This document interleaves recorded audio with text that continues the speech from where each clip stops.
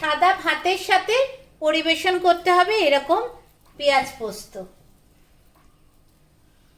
এরকম পেঁয়াজ পোস্ত করে খাবেন আর আমায় জানাবেন কেমন হয়েছে। ভীষণ তাড়াতাড়ি হয়ে যায় আর ভীষণ ভীষণ ভালো খেতে হয়। ঘরে থাকা জিনিস দিয়েই তৈরি হয়ে গেল পেঁয়াজ পোস্ত। নমস্কার, আজকে আবার মাকে নিয়ে এসেছি। আপনাদের বলেছিলাম আমি বাঙাল বাড়ির মেয়ে, ঘটির বাড়ির বউ, আর পাঞ্জাবের রান্না বান্নাটা শিখেছি, তাই জন্য আমি ঘটি, বাঙাল আর পাঞ্জাবি তিনটে রান্নাই একদম বেসিক থেকে জানি। তো এবারের মা আমাদের আজকে আমি করব, মা বলে বলে দেবেন। একটা মা অসাধারণ রান্না করে আর ভীষণ ভীষণ সিম্পল রান্নাটা, সেটা হচ্ছে পেঁয়াজ পোস্ত, তাই না মা? বলো। তাই ঠিকই বলছো, এটার নাম হলো পেঁয়াজ পোস্ত। ভীষণ তাড়াতাড়ি হয়ে যায়, খুব ভালো হয়, তাড়াতাড়িও হয়ে যায়। ঠিক আছে, চলুন তাহলে দেখি। এটা রান্নায় কিচ্ছু নেই, মানে শুধু পেঁয়াজ কুচি করতে হবে, নুন, লঙ্কা আর পোস্ত, হয়ে যাবে রান্না। আর এটা ভাত দিয়ে খাবেন, মানে ডাল দিয়ে ভাত মেখে পোস্ত দিয়ে নয়, একদম সাদা ভাত দিয়ে শুকনো করে খাবেন, খুব ভালো হয়। আরেকটা কথা, আমার চ্যানেলে অনেক রেসিপি আছে, বাঙালি রেসিপিও অনেক আছে, আপনারা দেখতে পারেন। আমি এন্ড স্ক্রিনেও রাখবো, আর বেঙ্গলি প্লেলিস্ট যেটা আছে সেটা আমি ডেসক্রিপশনেও রেখে দেবো, আপনারা দেখতে পারেন। পেঁয়াজ পোস্ত করার জন্য 3টে বড় বড় পেঁয়াজ সরু সরু লম্বা করে কেটে নিয়েছি, সবগুলো সরু লম্বা এইভাবে কেটে নিয়েছি। 4টে রসুন নিয়েছি, এটা ছোট ছোট করে কেটে নেব।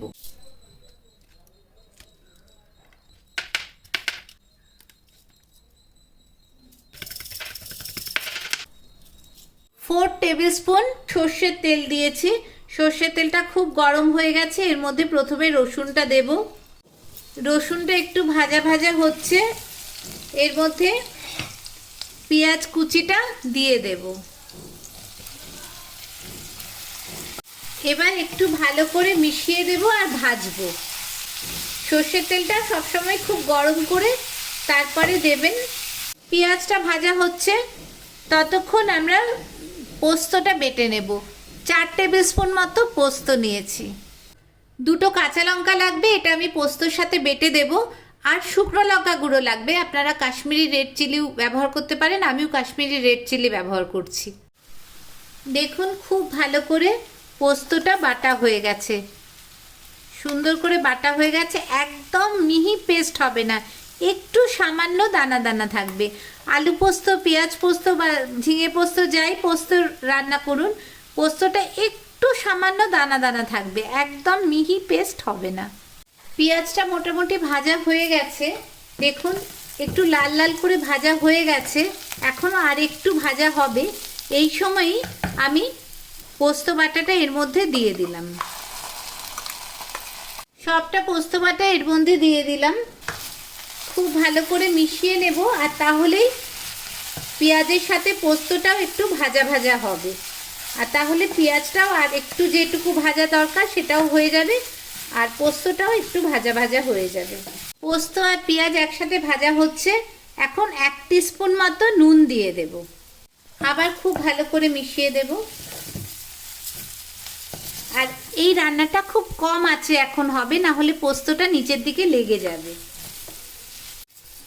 এইভাবে নুন পোস্ত সব একসাথে পেঁয়াজের সাথে মিশিয়ে দেব, আর পেঁয়াজটা আরও একটু ভাজা ভাজা হবে।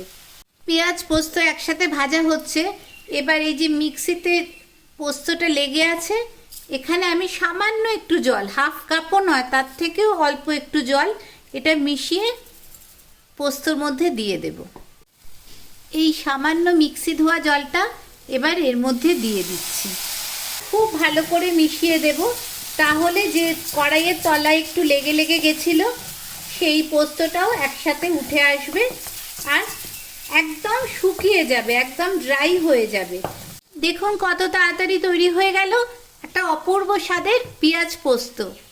আপনারা যদি ঝাল বেশি খান তাহলে পোস্তর সাথে একটু কাঁচা লঙ্কা, 1-2টো কাঁচা লঙ্কা বেটে দেবেন। আর যদি ঝাল বেশি না খান, শুধু গন্ধের জন্য লাগে, তাহলে তেলের মধ্যে যখন রসুন ফোড়ন দিলেন তখন 1-2টো কাঁচা লঙ্কা ফাটিয়ে ফোড়ন দিয়ে দেবেন। ভাত দিয়ে খাবেন মেখে, আর আমায় জানাবেন কেমন হলো। দেখবেন ভীষণ ভীষণ ভালো একটা একটা রান্না। খুব ভালো করে মিশিয়ে দিয়েছি, দেখুন পেঁয়াজটা এত সুন্দর পোস্তর সাথে মাখা হয়ে গেছে, তেল ছেড়েও গেছে, মানে একদম সুন্দর হয়ে গেছে। যদি আপনাদের মনে হয় তাহলে একটু খুন্তি দিয়ে এরকমও করে দিতে পারেন, এরকম একটু করে দিলেও আরও ছোট ছোট পিস হয়ে যাবে।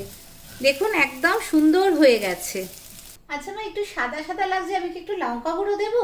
নিশ্চয়ই লাল লঙ্কা গুঁড়ো লাগবেই। লাগবে না? আমিও লঙ্কা গুঁড়োটা দিই, কিন্তু আমি ভাবছিলাম তুমি দাও কিনা। দাও? হ্যাঁ নিশ্চয়ই, নইলে রং হয় সাদা সাদা প্যাচ প্যাচ।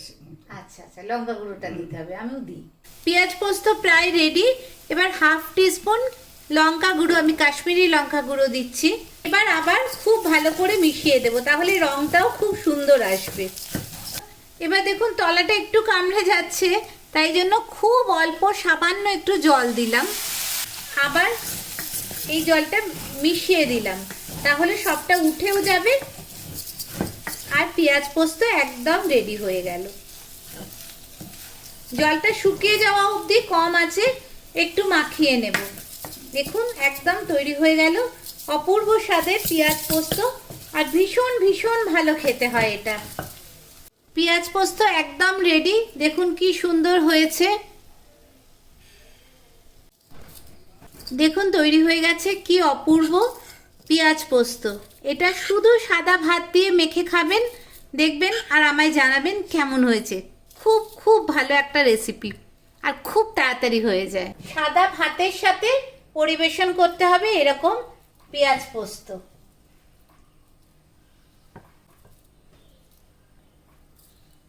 এরকম পেঁয়াজ পোস্ত করে খাবেন আর আমায় জানাবেন কেমন হয়েছে। ভীষণ তাড়াতাড়ি হয়ে যায় আর ভীষণ ভীষণ ভালো খেতে হয়। ঘরে থাকা জিনিস দিয়েই তৈরি হয়ে গেল পেঁয়াজ পোস্ত। তাহলে দেখলেন তো পেঁয়াজ পোস্ত, অবশ্যই বানাবেন।